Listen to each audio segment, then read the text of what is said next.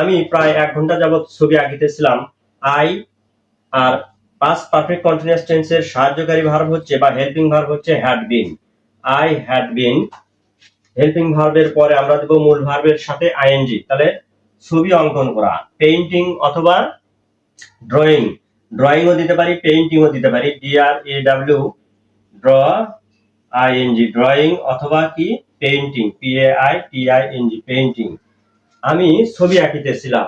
দা painting দা picture. দা কি PICTURE picture. কয় ঘন্টা যাবত? 1 ঘন্টা যাবত।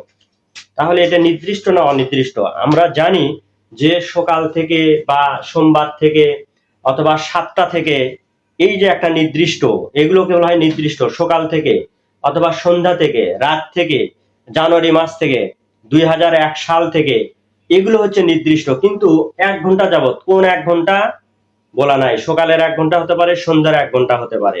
এই জন্য এটাকে অনির্দিষ্ট বলা হবে বা বলা হয়। এই জন্য আমরা কি দেবো? ফর 1 ঘন্টা যাবত, প্রায় 1 ঘন্টা। এই জন্য আমরা অ্যাবাউট দেবো। ফর অ্যান আওয়ার দিলেও হবে, কিন্তু ফর যেহেতু প্রায় আছে এই জন্য আমরা কি করব? অ্যাবাউট। যদি 1 ঘন্টা বলে for an hour, about, for about an hour, HOUR hour. প্রায় 1 ঘন্টা যাবত ছবি আঁকিতেছিলাম। এবার আসেন, তারা সকাল থেকে ভূমি দৃশ্য আঁকিতেছিল। ভূমি দৃশ্য আঁকিতেছিল কখন থেকে? সকাল থেকে। তাহলে দেখেন এইটা কিন্তু আবার নির্দিষ্ট বলা আছে। এই যে সকাল থেকে নির্দিষ্ট, মানে আজকের সকাল থেকে। তাহলে কি হবে? দে। এই পাস্ট পারফেক্ট কন্টিনিউয়াস টেন্সের হেল্পিং ভার্ব হ্যাড বিন, সেটা অর্থাৎ থার্ড পারসন সিঙ্গুলার নাম্বার হোক, প্লুরাল নাম্বার হোক বা সেকেন্ড পারসন হোক, সব ক্ষেত্রেই হ্যাড বিনই হবে। এটার হেল্পিং ভার্বটাই হচ্ছে হ্যাড বিন। আশা করি বুঝতে পেরেছেন। তো দেখেন তাহলে কি হবে? দে হ্যাড বিন পেইন্টিং অথবা ড্রয়িং, PAINTING পেইন্টিং। তারা কি আঁকিতেছিল? ভূমি দৃশ্য।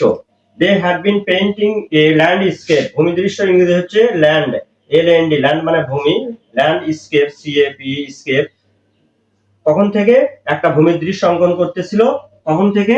সকাল থেকে। তার মানে নির্দিষ্ট সকাল। এর জন্য কি হবে? ফর না হয়ে কি হবে? Since morning. Since morning. আশা করি বুঝতে পেরেছেন।